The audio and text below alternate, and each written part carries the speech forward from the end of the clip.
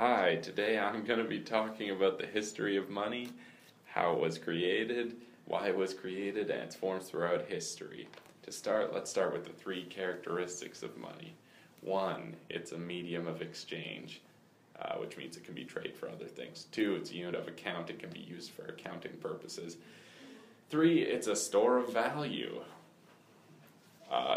The more realistic reason why it was created was because of the discrepancy between what people want and what people are producing at any given time. Let's say, for example, that there's a society of three people. There's a butcher who's making steak, there's a baker making bread, and there's a brewmaster making beer, and they're all trading with each other.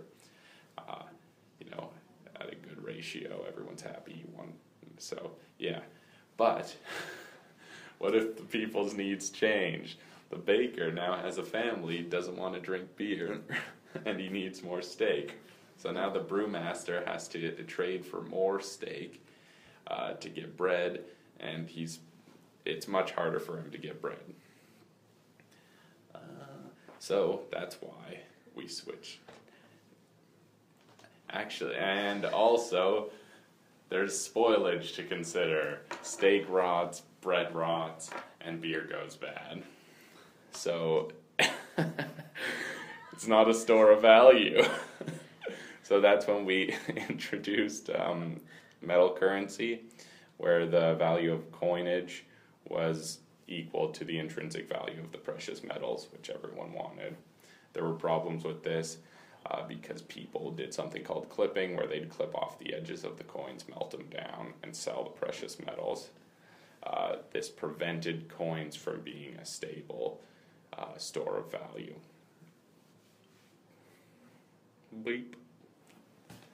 Another problem was that they were hard to store, yet easier to steal, hard to carry, and hard to transport. So we switched to paper currency, which started with someone giving the goldsmith gold to put in his safe. Then the goldsmith gave the person an IOU, a paper IOU, and they could spend it or redeem it for gold later on. Problems with paper money was that it was not completely backed by gold. There was more paper notes printed than there was gold, so it was only fractionally backed.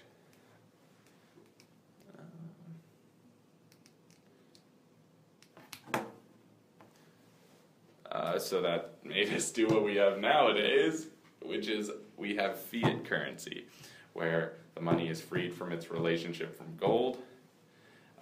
The value is supported by the rule of law. That's what we use nowadays. Yeah.